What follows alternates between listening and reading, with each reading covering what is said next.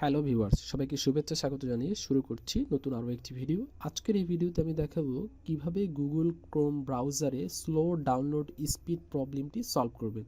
Google Chrome ব্রাউজারে high স্পিডে কিভাবে যে কোনো ফাইল বা ফোল্ডারকে ডাউনলোড করবেন, আজকে সেইটা দেখাচ্ছি। প্রথমে সার্চ বারে লিখতে হবে সিএমডি, উপরে চলে এসেছে কমান্ড প্রম্পট, মাউসের রাইট বাটন ক্লিক করে রান অ্যাজ অ্যাডমিনিস্ট্রেটর এটার উপর ক্লিক করতে হবে।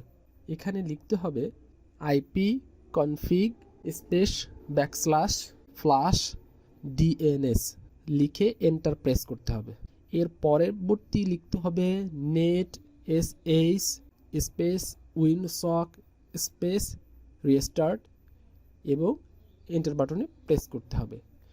দেখুন নিচে একটা লেখা আসছে you must restart the computer. আপনি আপনার কম্পিউটার অথবা ল্যাপটপকে রিস্টার্ট করে নেবেন, আমি পরবর্তীতে করব। এইবারে ক্রোম ব্রাউজারের উপরে 3 ডট মেনু থেকে সেটিংসে ক্লিক করতে হবে। এখানে সার্চ সেটিং, এখানে লিখতে হবে সেন্ড এ। এই সেন্ড এ এটা হচ্ছে cookies and other site data, এটার ভিতরে ঢুকতে হবে। ঢুকে send a don't track request with your browser traffic এটাকে অন করে দিতে হবে, দেন কনফার্ম। এরপরে আপনি আপনার ডিভাইসে যদি কোনো প্রক্সি সার্ভার সেট আপ করে থাকেন সেটা চেক করবেন, সেগুলোকে আনইনস্টল করে দিবেন।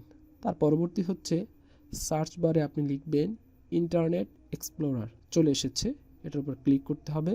ক্লিক করে এটাকে ওপেন করতে হবে। উপরে সেটিংস আইকনে ক্লিক করে ইন্টারনেট অপশনে ক্লিক করতে হবে, দেন কানেকশনস, তারপর হচ্ছে ল্যান সেটিংস।